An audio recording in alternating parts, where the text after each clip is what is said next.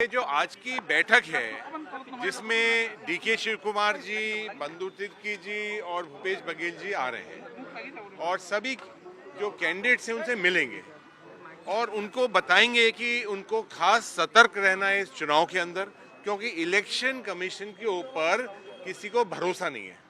Election commission Bharatiya Janata party के कार्यकर्ता के रूप में काम कर रहा है।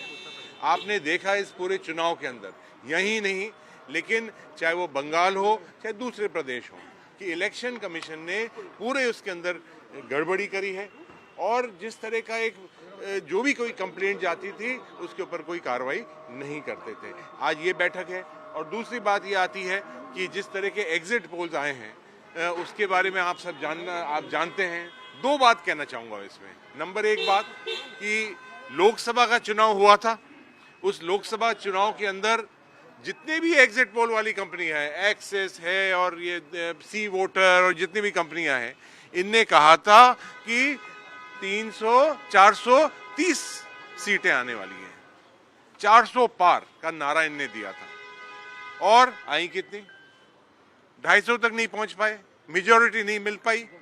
तो ये एग्जिट पोल के ऊपर कोई भरोसा नहीं है।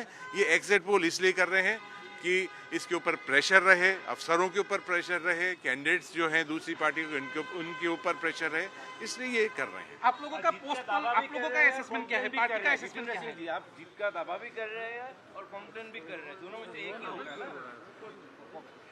मैं जीत का दावा कर रहा हूं और जीत के दावे के लिए मुझे पूर्ण उम्मीद है कि हम 70-75 सीट हमारी कांग्रेस पार्टी और उसकी अलायंस की आने वाली है।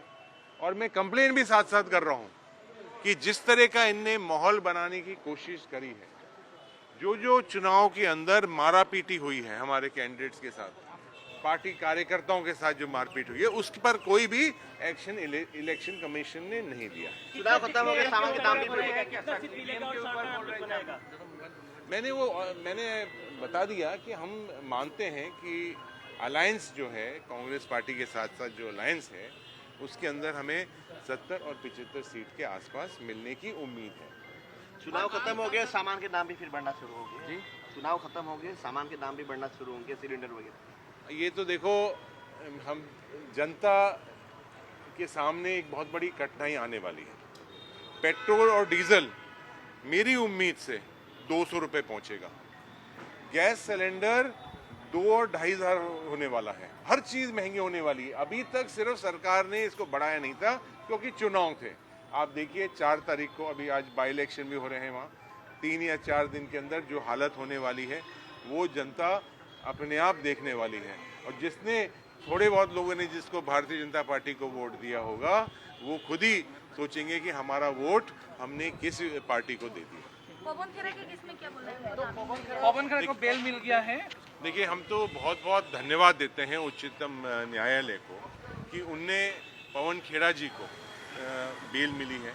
लेकिन मुझे इस पूरे मामले के अंदर और ख़ास तौर से उच्चतम न्यायालय को इस पूरे मामले के अंदर बहुत पीड़ा हुई, दुख हुआ कि जिस तरह की भाषा एक मुख्यमंत्री बोल रहा है, ये मुझे लगता है शोभा नहीं देता।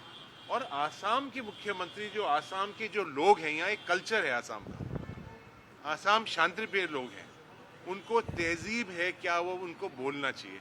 इस तरह की जो भाषा वो बोल रहे हैं वो मुझे लगता है कि शोभा नहीं देती है।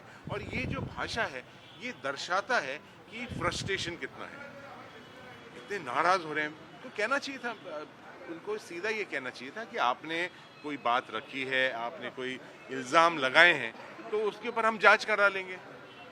जांच कराने की बात की जाए, मैं जेल भेजूंगा, मैं ये करूंगा और मैं वो करूंगा, मैं और इस माइक के सामने जो उनने बोला है, मैं बोलना भी नहीं चाहता हूं कि इतनी छोटी जो बातें उन्होंने रखी है ये उनको नहीं बोलनी चाहिए थी। और उसकी वजह से पूरे देश के लोग आज आसाम के ऊपर हंस भी रहे हैं और ये प्रकट कर रहे हैं कि आसाम के लोग किस तरह की बातें करते हैं।